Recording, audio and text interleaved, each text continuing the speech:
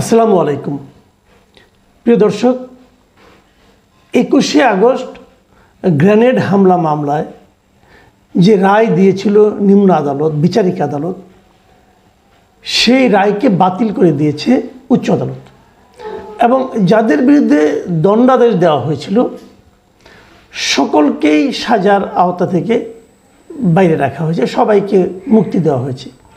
উচ্চ আদালত বলেছে যে নিম্ন আদালত এই মামলাটায় যে অভিযোগ, যে সম্পূরক অভিযোগপত্রের ভিত্তিতে যে তারা যে বিচারটা করেছে সেই বিচারটাই অবৈধ এবং তারা সেটাকে বাতিল ঘোষণা করেছে। যেহেতু বিচারটাই অবৈধ, বিচারটাকে বাতিল ঘোষণা করা হয়েছে, কাজেই যাদের বিরুদ্ধে যে 19 জনের বিরুদ্ধে ফাঁসির আদেশ, 19 জনের বিরুদ্ধে যাবজ্জীবন কারাদণ্ডের আদেশ এবং 11 জনকে বিভিন্ন মেয়াদে সাজা, সবই বাতিল হয়ে গেল, সবই খারিজ হয়ে গেল এবং সবাই এখন মুক্ত হয়ে যাবেন। যারা গ্রেপ্তার আছেন এবং যারা পলাতক আছেন সবাই এখন মুক্ত হবেন। এখন আমি আবার একটু আগের দিকে যাই। ঘটনাটা কী ছিল অনেকে হয়তো জানেন না। এই ঘটনা যখন ঘটেছিল তখন হয়তো অনেকের জন্মও হয় নাই, কারণ এটা হলো আজকে থেকে 20 বছর আগের ঘটনা। 2004 সালের 21শে আগস্ট বঙ্গবন্ধু এভিনিউতে আওয়ামী লীগের অফিসের সামনে আওয়ামী লীগের একটা জনসভা ছিল।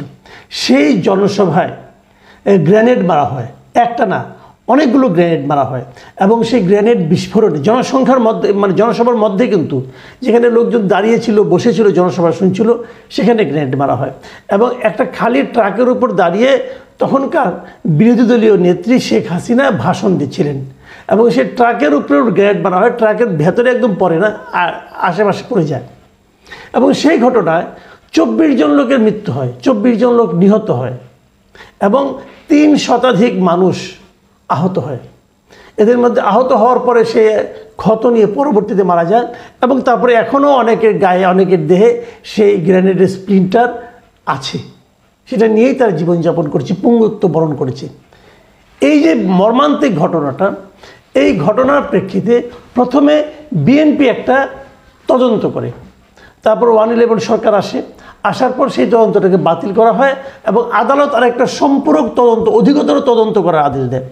সেই অধিকতর তদন্ত করা হয় এবং সেই অধিকতর তদন্তের ভিত্তিতে বিচারিক আদালত একটা রায় দেয়। সেই রায় দেয় 2018 সালে এবং 2018 সালে যখন রায়টা দেয়, সেই রায়টা, বিচারিক আদালতের রায় কিন্তু সঙ্গে সঙ্গে বাস্তবায়িত হয় না। ওখানে যদি কোনো মৃত্যুদণ্ড থাকে তাহলে সেই রায়টা, মৃত্যুদণ্ডের আদেশের জন্য হাইকোর্টে আসতে হয়, এটাকে বলা হয় ডেথ রেফারেন্স। তো সেটা হাইকোর্টে আসে, 2018 সালেই আসে, কিন্তু সেটা শুনানি হয়নি এত বছর। এবং ডেথ রেফারেন্স বলেন এবং যারা আপিল করতে চায় তাদের আপিল বিবেচনা করা হবে কি না হবে, এগুলি সবগুলো হাইকোর্ট থেকে নির্ধারিত হয়। তো হাইকোর্টে আসার পর এত বছর পরে এই 2024 সালের অক্টোবরে সেটা শুনানির জন্য উঠে। এবছর মানে 2024 সালের অক্টোবর মাসে এটা শুনানি শুরু হয়। 31শে, মানে শেখ হাসিনা সরকার চলে যাওয়ার পর, কিন্তু শেখ হাসিনা সরকার তো চলে গেল অগাস্ট মাসে, অক্টোবরের 31 তারিখে সেটা শুনানি শুরু হয়। এই ডেথ রেফারেন্স, আসামিদের আপিল এবং জেল আপিলের উপর হাইকোর্ট এই শুনানিটা শুরু করে। 31শে অক্টোবর থেকে শুরু হয়ে 21শে নভেম্বর পর্যন্ত এই শুনানিটা চলে এবং 21শে নভেম্বর আপিলের উপর শুনানি শেষ হয়। শেষ হওয়ার পর বলা হয় এটা যে কোনো দিন এখন রায় হবে। সেই রায়টাই আজকে ডিসেম্বরের 1 তারিখে হলো এবং 1 তারিখে রায় বলা হলো যে ওই বিচারটাই নাকি অবৈধ ছিল। এই হলো ঘটনা। এখন আমি একটা কথা একটু বলি, সেই জিনিসটা হলো যে এই যে 21 তারিখে, মানে 21শে নভেম্বর যে এটা শুনানিটা শেষ হলো, এই শুনানি শেষ হওয়ার বলা হলো যে কোনো দিন রায় হবে এখন। এবং এইটুক নিউজ, 21 তারিখে যে নিউজটা, সেই নিউজের উপর মানুষ কিন্তু তখনই কেন যেন ধারণা করে ফেললো যে কি হতে পারে। আমি এগুলি শুনলেন, এখানে একটা জিনিস কমন, যে যখন নাকি শুনানি শেষ হলো তখনই মানুষ মনে করতে থাকলো এই রায়টা এবার সবাইকে মুক্ত করে দিবে।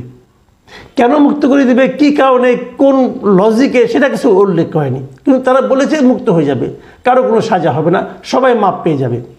এটা হয়তো ফান করে লেখা, আমি জানি না কীভাবে লেখা, কিন্তু বাস্তবে কিন্তু সেটাই ঘটলো। বিচারক যখন রায় দেন তিনি কিন্তু অনেক কিছু দেখেন, অনেক কিছু দেখেন। সেই দেখাগুলির মধ্যে এখানে উনি কী কী দেখেছেন, আইনের মারপ্যাচ দেখেন, আইনের ধারাবাহিকতা দেখেন, কোন আইনটা কোথায় প্রয়োগ করা উচিত সেটা সেখানে প্রয়োগ করা না হলে সেটাকেও ওনারা ব্যত্যয় বলে মনে করেন, যেটা নাকি এখানে ঘটেছে।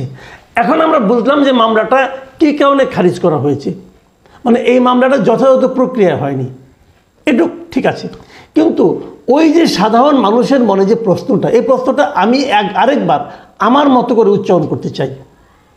দেখুন, একটা মামলা ঘটনা ঘটেছে 2004 সালে,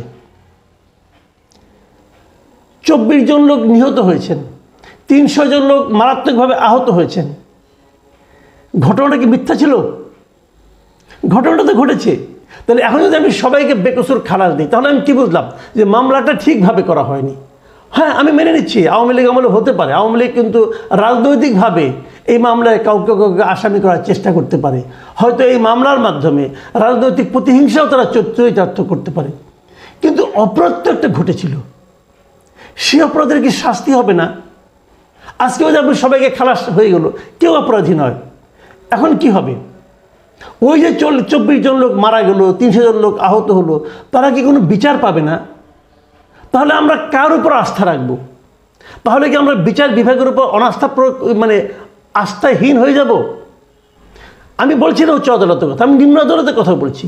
নিম্ন আদালত এটা বিচার করেছে, তদন্ত তো আমাদের পুলিশ করেছে। এই যে পুলিশ, এই যে নিম্ন আদালতের বিচারক, এই যে উচ্চ আদালতের বিচারক, তারা তো জন্মে এরকম হয়নি। তারা কিন্তু একটা প্রক্রিয়ার মাধ্যমে এই পদে এসেছেন। তাদের বেতন ভাতা কিন্তু আমি আপনি দেই। তো আমি আপনি টাকা দিয়ে, নিজের কষ্টের টাকা দিয়ে, ট্যাক্সের মাধ্যমে যাদের বেতন দেই, তারা কার জন্য কাজ করেন? তারা কি সরকারের জন্য কাজ করেন, নাকি তারা জনগণের জন্য কাজ করেন, নাকি তারা আইনের জন্য কাজ করেন, নাকি তারা নিজেদের পছন্দ অনুযায়ী, নিজেদের জ্ঞান বুদ্ধি বিবেক অনুযায়ী কাজ করেন? এই প্রশ্নগুলো কিন্তু উঠবে এই কারণে, ধরুন বিচারিক আদালতে যে রায়টা হয়েছে সেটা কি আইনের প্রেক্ষিতে হয়েছে, নাকি সরকারের মুখ চেয়ে হয়েছে, নাকি সরকারের ভয়ে হয়েছে? এটা যেমন একটা প্রশ্ন, তেমনি আরেকটা প্রশ্ন, এখন যে রায়টা আমরা পেলাম, ভাবুন তো, এখন যদি কোনো অন্তর্বর্তীকালীন সরকার না থেকে যদি আওয়ামী লীগ সরকার থাকতেন, তাহলে কি হতো? তাহলে আমরা কি রায় পেতাম?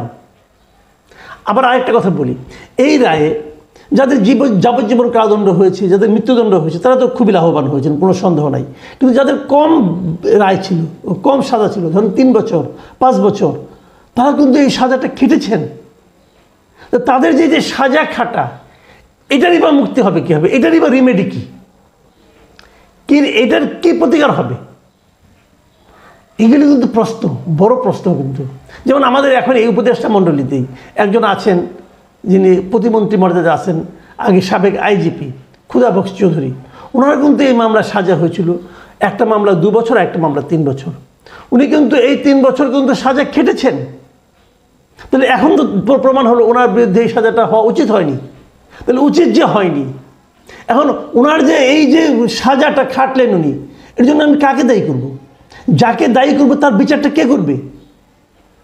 যে বিচারক উনি আগের বার নিম্ন আদালত ওনাকে রায় দিল, তার কি কোনো বিচার হবে? না হলে কেন হবে না? এই সমস্ত প্রশ্ন কিন্তু আমাদের মধ্যে আসে। আমরা এই প্রশ্নগুলোর জবাব চাই। যদি আমরা জবাব না পাই তাহলে কি হয়?